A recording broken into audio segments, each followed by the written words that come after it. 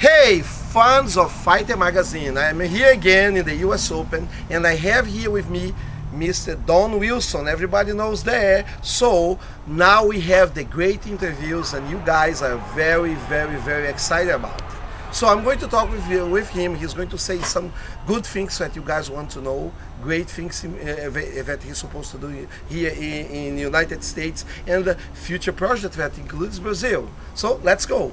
Hi, Don. Hi, good to see you. And you know what? You got to throw in there Don the Dragon Wilson, because I've many times if you say Don Wilson, they say, "Who's that?" But if you put the dragon in it, then they know who I am. But anyway, my background is I'm actually a kung fu stylist. I studied Pailam Kung Fu. I got my black belt under Glenn Wilson, who's now the master of the style. We're not related. We have the same last name. And I starred in 28 movies now, and my fight record was 72 wins, 5 losses, 2 draws. So I have a pretty good 28-year span as a professional kickboxer. I'm known as a kickboxer, and in my movies, I like to use practical fighting techniques, not like the Jackie Chan or Jet Li, kind of the flashy, just the flashy stuff. I like to use things that actually would work for a fighter if he was. Yeah, I like to use more realistic techniques in my films. That's what separates me from, I think, a lot of the other actors that are doing movies like Jet Li and Jackie Chan.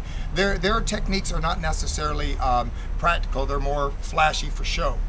And so far, all my movies have been successful, so I've been very happy. My fans have supported them. And currently, I'm working on a TV series called The Liberator. And it's with Lou Ferrigno, who played the Hulk, Ed Asner, Michael Dorn, and Peter Wilson. So it's got an all-star cast, and it's a great story. Superheroes who are retired superheroes, and they get called by the President of the United States to come back, and I guess we're going to save the world. Excellent. We have a question here about one thing that happens. You have the opportunity to see Dennis Alexio, and one of the things that people like to do in Brazil, what was the relationship and how the fights went? I know he was afraid to fight you, but I want you to give us the whole story. I fought Dennis Alexio in 1984, and it was, I believe, March of '84. I agreed to do the fight, and I started training. About a week and a half before the fight, I got the flu. So I was very sick, and I called the promoter. The promoter's name was Howard Hansen. He was the president of the WKA, but he was also promoting the event. And I told him I have to pull out of the fight because I'm too sick to fight. I had a fever and I couldn't breathe, and he said it was an NBC fight, and if I said no, I'd never fight on network TV again. So I thought, you know what, even though I'm sick, I'm going to fight this guy.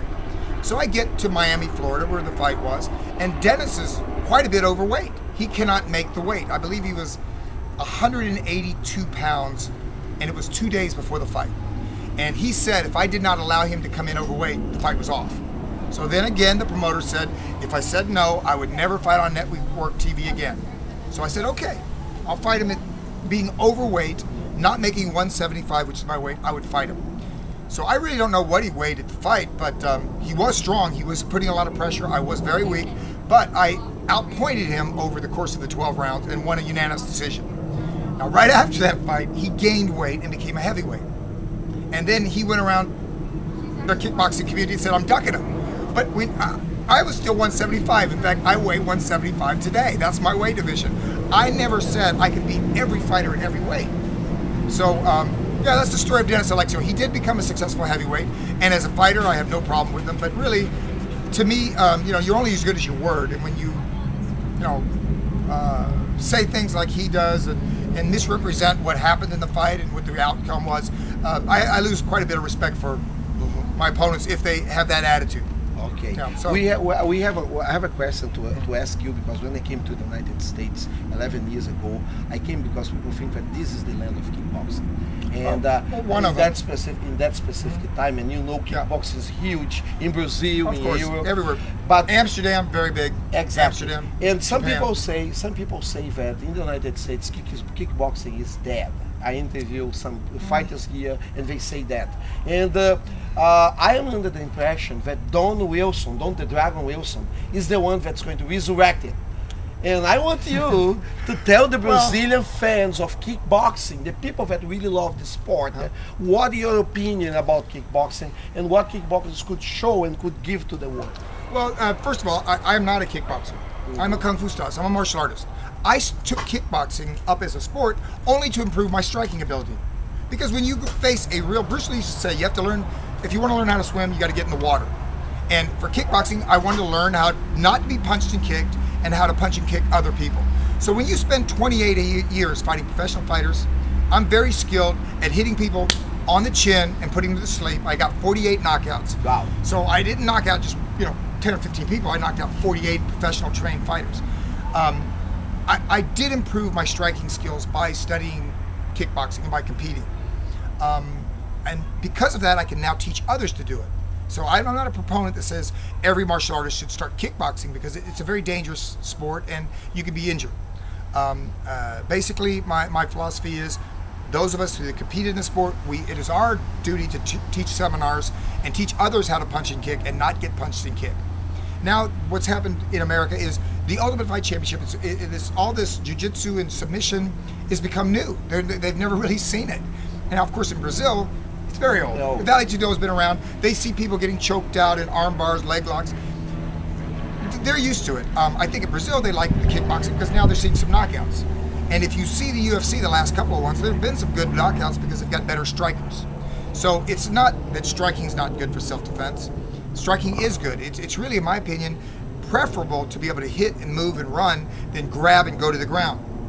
If you think about it, they got a position called the guard, and the guy gets in between your legs. Well, you know what? When you're defending yourself on the street, that's not called the guard. That's called the suicide position. If you're laying there and your opponent is right there, and you don't have a cup on, right? And you have eyeballs. If somebody gets on the ground, they can just go. An untrained fighter, just a strong man, can just blind you with his thumb. So why do you want to get on the ground and roll around? I don't want to be blinded. I don't want to be bit. I don't want my groin attacked. It's better to be a striker. This is the value of kickboxing to me, to be able to effectively defend yourself with strikes. And then, of course, if you get taken to the ground, you have to be able to defend yourself there. But that's not your first line of defense. Your first line of defense is to be able to not be touched by the person and to be able to hit him and put him to sleep. And so that's the value of kickboxing. That's why I believe it is popular around the world, because people can see how effective it is. I think Machida, the last fight he had was with a great wrestler, Randy Couture, very experienced UFC champion, and he knocked him out with a jump kick to the face. It only takes one. So I think more and more people are going to become more well-rounded in their martial arts. Like Bruce Lee said, study jiu-jitsu, judo, boxing, kickboxing. And I'm not just a proponent of kickboxing, but that's the value of kickboxing to me as a martial artist, is improve your striking ability and your defense about getting striked. Okay. You don't want to be punched and kicked yourself. Okay, so now we have some questions that is still unanswered, and we have to do it. Guys, we want to know what the future projects for Mr. Don Wilson, Don the Dragon Wilson, and also we want to know how, if anybody, any of you guys, even you guys fans, need to find the man, where they have to go. Don? Well, I just shot, as a matter of fact, last week a TV pilot with Lou Ferrigno, Peter Wilson, Michael Dorn, and Ed Asner for TV. All four of them have had hit TV series, so they're very successful TV actors.